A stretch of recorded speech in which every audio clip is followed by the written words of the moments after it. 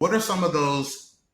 What are some of the most common misconceptions leadership may have about teams like yours, and how do you address them? I would say that the one of the most common misconceptions is that social listening is there to help support the social team.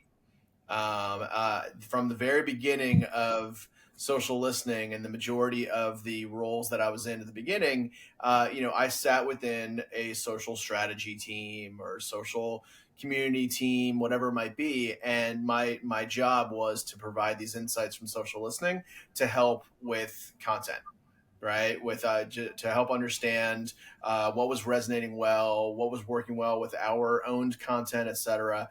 And it was because it was social listening. So social media, it sits with the social team. And what ended up happening was there were multiple instances where I wish I had the opportunity to show these insights to not just the brand marketers, but someone from product development or R&D or innovation or or market research, right? And so over the course of the years, I just kept pushing to be able to get a larger audience with my clients, to not just showcase to the person who was in charge of social media what these insights are, but like, hey, is there any way I could talk to your head of consumer insights, right? Or someone within your innovation team, because I think that these insights could help to benefit a new product on shelves, right? Or just help with research that you're doing outside of social, like surveys and focus groups and brand trackers and things like that, right? And so I just kept pushing in that way.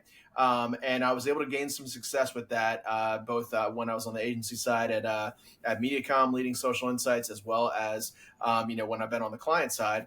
And ultimately what that created was this opportunity with Nestle, where what made me just jump at the opportunity was that the social intelligence lead role that I read that job description for, it wasn't sitting within the social community team or social strategy team. It was sitting within CMI, consumer and marketplace insights, right? And so I knew from day one that I was going to be joining an organization that I was sitting hand in hand with the market researchers who had decades of experience running surveys and focus groups and product tests and all this great stuff, to learn as much as possible about our consumers for our brands.